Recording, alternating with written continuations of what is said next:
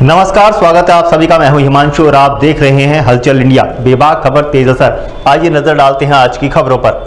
जनपद के प्रभारी मंत्री सोमेंद्र तोमर ने शनिवार को पचैंडा रोड स्थित बैंकेट हॉल में आयोजित जन आक्रोश महिला सम्मेलन कार्यक्रम के दौरान पत्रकार वार्ता कर विपक्षी दलों पर जमकर निशाना साधा। उन्होंने कहा कि केंद्र सरकार महिलाओं के अधिकारों को मजबूत करने के लिए लगातार कार्य कर रही है, जबकि विपक्षी दल महिलाओं को उनका अधिकार मिलने से रोकने का प्रयास कर रहे हैं। पत्रकारों से वार्ता करते हुए प्रभारी मंत्री सोमेंद्र तोमर ने कहा कि देश के प्रधानमंत्री नरेंद्र मोदी ने महिलाओं को राजनीतिक और सामाजिक रूप से सशक्त बनाने के उद्देश्य से नारी शक्ति वंदन संशोधन बिल लाकर महिलाओं को उनका उचित अधिकार दिलाने का ऐतिहासिक प्रयास किया। उन्होंने कहा कि यह बिल महिलाओं की भागीदारी और सम्मान को सुनिश्चित करने के लिए एक महत्वपूर्ण कदम था। सोमेंद्र तोमर ने आरोप लगाया कि समाजवादी पार्टी, कांग्रेस और तृणमूल कांग्रेस जैसी विपक्षी पार्टियों ने नारी शक्ति वंदन संशोधन बिल का विरोध कर महिलाओं के अधिकारों का हनन करने का कार्य किया। उन्होंने कहा कि विपक्ष ने इस बिल को गिराने के लिए हर संभव प्रयास किए, जो नारी शक्ति का सीधा अपमान है। उन्होंने कहा कि महिलाओं के सम्मान और अधिकारों के मुद्दों पर विपक्ष का यह रवैया देश की महिलाओं ने देख लिया है और महिलाएं पूरी तरह जागरूक हो चुकी हैं।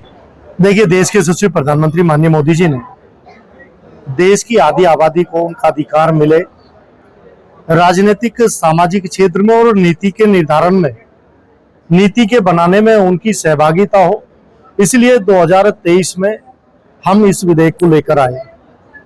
नारी शक्ति वंदन, जहां लोकसभा का नए संसद में सत्र शुरू हुआ, इस विधेयक को लेकर आया गया, लेकिन परिसीमन, जातीय जनगणना, इन सभी विषयों को जोड़कर, क्योंकि आबादी में हम लोग देखते हैं कि लगभग 127 सीट ऐसी हैं जिनमें 20 लाख से अधिक मतदाता वहां पर है।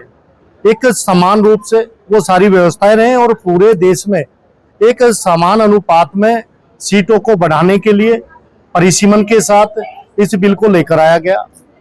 लेकिन बड़े दुख का विषय है कि Congress, TMC, DMK, Samajwadi party महिलाओं को, जो आधी आबादी है, उन्हें अधिकारों से वंचित रखने के लिए, क्योंकि नीति निर्धारण में उनकी भूमिका ना हो, इसको विरोध कर कर उन्होंने, और इसे गिरने के बाद, बिल को गिरने के बाद जिस तरह से उन्होंने मेजों को थपथपाकर वहां पर उत्साह दिखाया है, ये महिलाओं के प्रति सीधे सीधे उनके अधिकारों को रोकने के लिए, उनको अपमानित करने का काम विपक्षी दल के द्वारा किया गया है। लेकिन आज इस सदी की जो हमारी मातृशक्ति है, वो अच्छी तरह से जानती है, वो समझ भी रही है और सही समय पे जवाब भी देंगी। वो अपनी वोट की ताकत के कारण उन्हें सही समय पे बताएंगे भी। विपक्ष को ये हमेशा रहता है कि मातृशक्ति का आशीर्वाद भारतीय जनता पार्टी माननीय मोदी जी के साथ है, लेकिन उसके पीछे भारतीय जनता पार्टी और हमारी सरकार की सोच, लगातार मातृशक्ति के अधिकारों को आगे बढ़ाने के लिए पार्टी काम करती है। तो माननीय प्रधानमंत्री जी ने कहा भी है कि हम रुकेंगे नहीं, हमारी सोच बिल्कुल अडिग है। हम आगे बढ़कर महिलाओं के लिए, महिलाओं को आगे बढ़ाने के लिए, उनकी हिस्सेदारी बढ़ाने के लिए पार्टी और सरकार पूरी तरह से प्रयासरत है। मतलब जब महिलाओं की बात करें, लेकिन कार्यक्रम में महिलाओं की संख्या बहुत कम है, पुरुषों की ज्यादा है। अब ये कार्यक्रम अब शुरू होगा भैया। अभी पत्रकार वार्ता में आप यदि सही से अपने कैमरे को घुमाएंगे तो आप देखिए, मातृशक्ति बैठी है, महेशो जी बैठी है, हमारी ममता जी बैठी है, इधर आप आंचल जी बैठी है, अंजलि जी बैठी है, और कई मातृशक्ति मंच पर ऊपर हैं, श्वेता जी हैं। ये मातृशक्ति का प्रतिनिधित्व कर रही हैं। अभी क्योंकि प्रेस कॉन्फ्रेंस है, इसके बाद कार्यक्रम होगा, और मेरा आग्रह है आप रुकना जरूर जब कार्यक्रम हो, और उसके बाद फिर ये बात कहना। जागरूकता के लिए क्या बूथ लेवल के कार्यकर्ताओं को भी इकट्ठा करके जन जागरण करेंगे? मैं कह रहा हूँ, ये तो अपने आप ही एक ऐसा विषय है, महिलाओं के अधिकारों पे जिस तरह से आघात विपक्ष ने पहुंचाया है, वो अपने आप ही जागरूक है। बूथ लेवल से लेके हर घर में आवाज है। बूथ तो 1000 का होता है, लेकिन मैं कह सकता हूँ हर घर में इन विपक्षी पार्टियों का बायकॉट करने के लिए महिलाएं पूरी तरह से जागरूक है। पश्चिम बंगाल में चुनाव हुए हैं, अभी फिर मतदान है, क्या लग रहा है जिससे इस बार विश्वास दिख रहा है?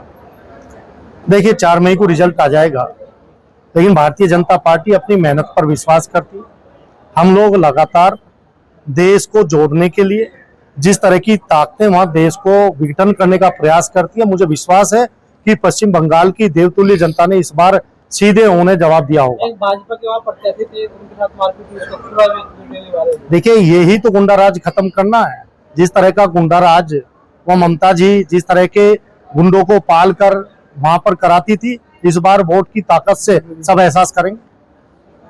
राघव चड्ढा ने आपको झटका दिया है, क्या कहेंगे? देखिए, भारतीय जनता पार्टी में सबका स्वागत है। जो हमारी विचारधारा के साथ, हमारी रीति और नीतियों के साथ चलना चाहता है, जो भारतीय जनता पार्टी के साथ और देश के विकास के लिए हमारे साथ आता है, उनका स्वागत करते हैं।